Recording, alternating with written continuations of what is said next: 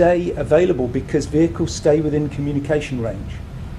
Now, given that vehicles turn off roads and therefore they move out of communication range for that reason, you need to identify a number of potential routes so that if one route breaks, you've got another to fall back on.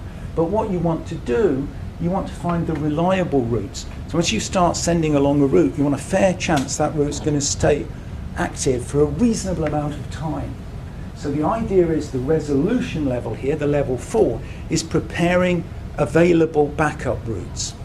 And then you decide which is the best route to take, and then depending on the state of the network, you may need to use one of the backup routes.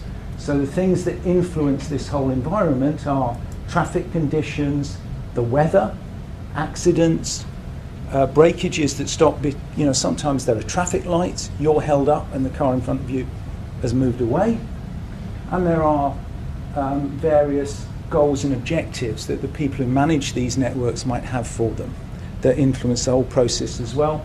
And involved with this is the accuracy of the information is important, expectations and processing mechanisms are important.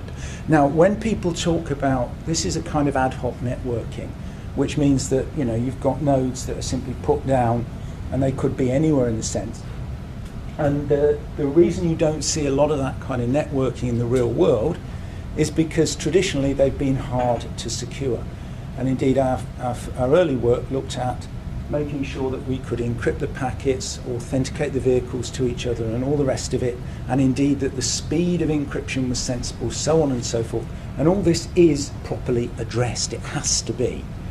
But I don't want to emphasize that aspect. What I'd like to do is emphasize these situational awareness levels. So in reliable routing, I would argue that reliable routing is just as important as encryption or mutual authentication, because at the end of the day, a big part of computer security is being sure that resources are simply available.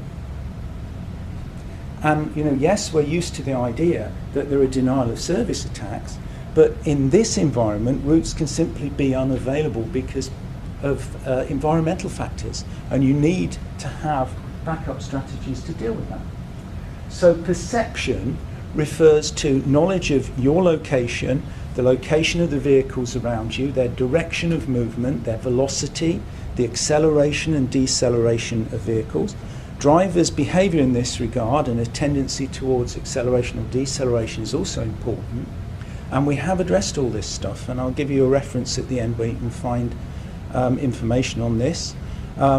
These elements provide the information you need to establish the current vehicular network status and form the basis for the comprehension, projection and resolution levels of